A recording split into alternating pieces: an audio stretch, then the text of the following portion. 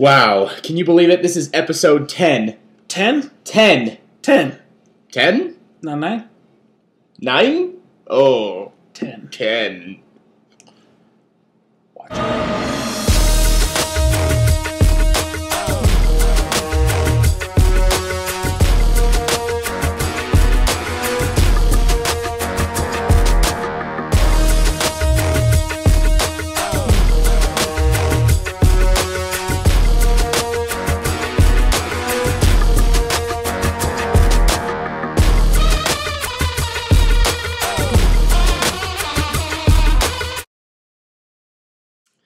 Hey, ladies and gentlemen, I am Heartbreaking Howie. And I'm Big Daddy Chris. And we are SlaMMA. And as we stated before, this is episode 10. 10. Oh my gosh. We've already made it 2 hands.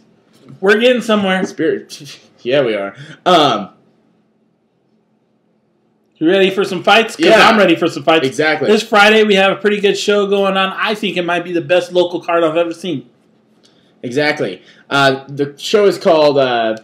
Paramount Prize Fighting. Exactly. It's going to be held live from the Paramount Theater downtown on Glenarm Street. It's kind of a unique venue because it literally is a theater space with kind of a stage setup and then the actual seating going out this way. So Let me tell you, I have no idea how they're going to do it. Me either. I mean, But I heard it looks pretty nice. When exactly. You like the seats are all amazing. We'll be sure to have some pictures for you so you can appreciate how this turns out. I know they've had a show there before, so it's not nothing but great things about exactly. It's going to be a great environment. Yeah. I think so. One of the first fights we're going to see is a 125-pound pro fight featuring Tony Miller, who is 0-0. I almost said undefeated. I guess he is undefeated if he's 0-0. Yeah. Fighting out of Hasn't Factory cracked X. either goose egg. Exactly. There you go. he fights out of Factory X Muay Thai, and he is fighting Honest Abe Alvarado, who's also 0-0, who fights from Strictly Boxing. Now, from a gym called Strictly Boxing, you would think... He's probably a boxer. I wonder if he's related to that top boxer out of Colorado. Yeah, Mike Alvarado? Yeah. Maybe. Could be. I don't know. Could be some relation there. So, but let's move on to the next fight. All right.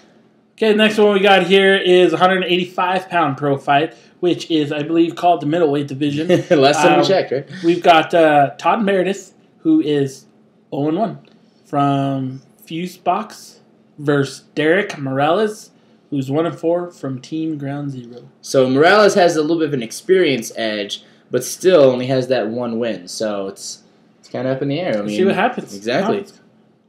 Next we have a 145-pound, which is a featherweight fight, featuring Gabe Gonzalez, who's 1-3, fights out of Alvarez Grappling.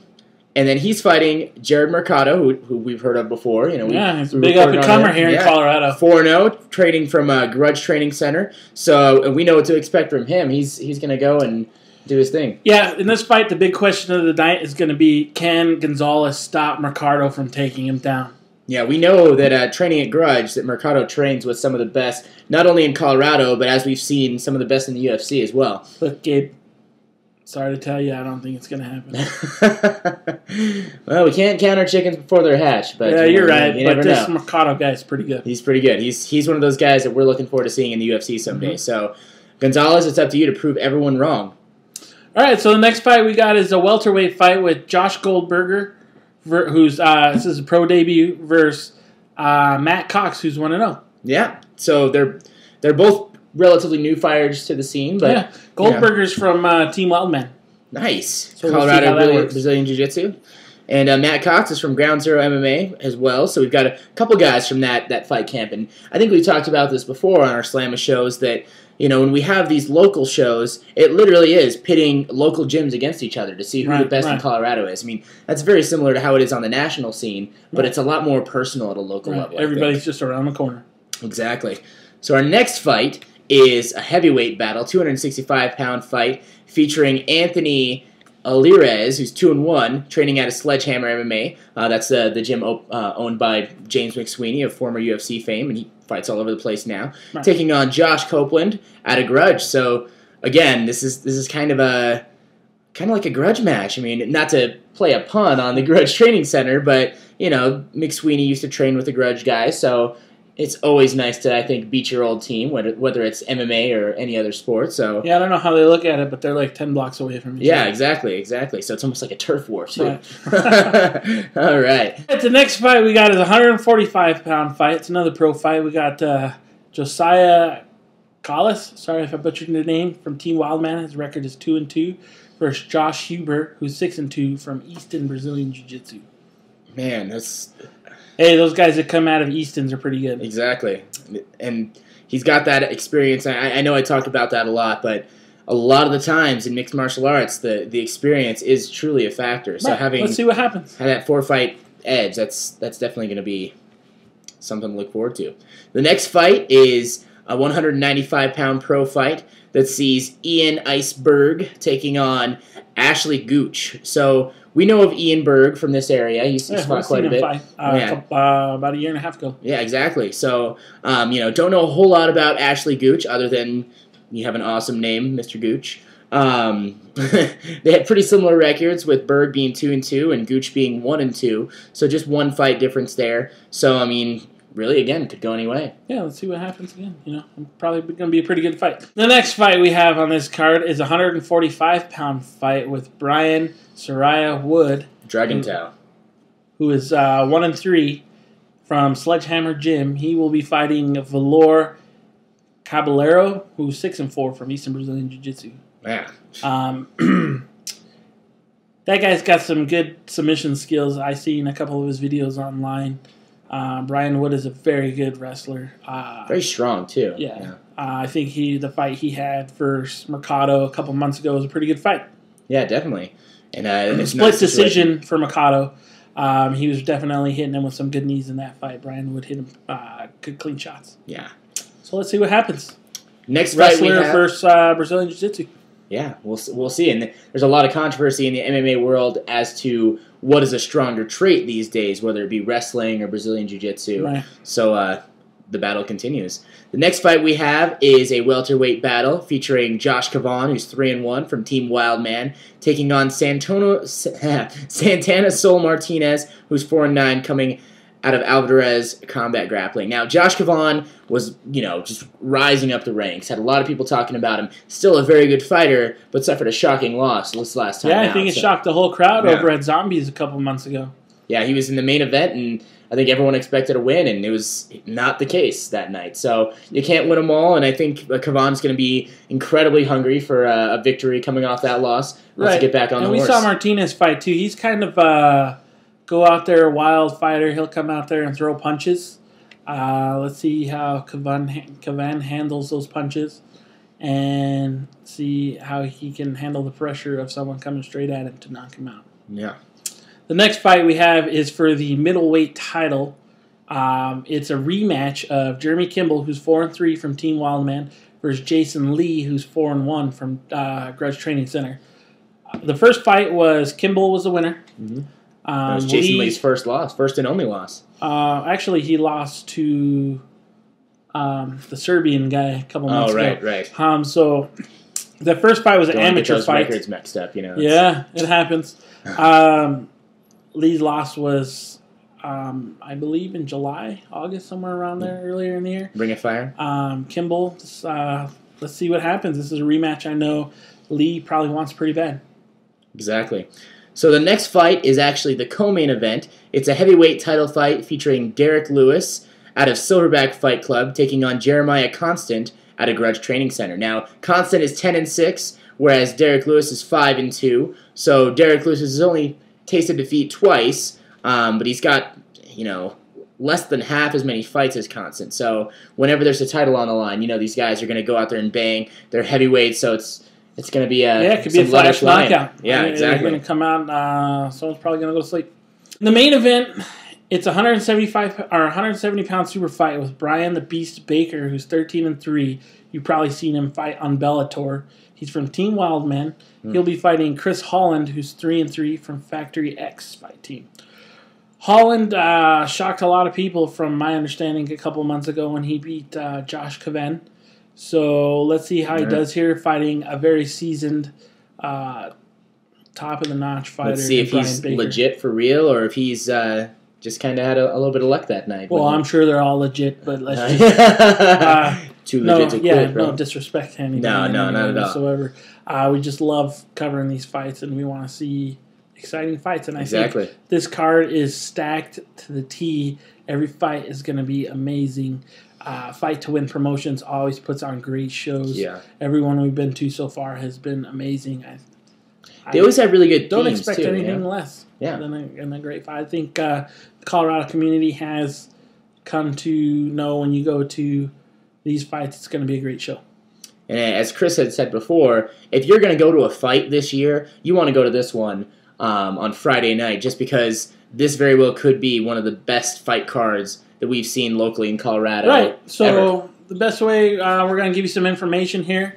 The fights will be Friday at Paramount in downtown. So that'd be the 27th of January. 27th. Card starts at 7 o'clock. Doors will be open around at 6. Yeah. Exactly. There's still tickets available from my understanding, what I saw earlier today. There's around 200 tickets left. Maybe it's over, maybe it's under. I'm not 100% sure. But just know that the tickets are going fast. There's a couple of days left to get your tickets. And enjoy a show. It's always good. The tickets aren't too expensive. I believe they start at $25 and go up to, they always have those nice tables around the cage. So it's going to be a stacked card. You can get your tickets at TicketHorse.com or any local Dick's Sporting Goods locations. You can walk right in. If you go to our Facebook page, we have the information posted on there for you. So you can just go to our page. It'll take you right to Ticket Horse, right to where you get the tickets.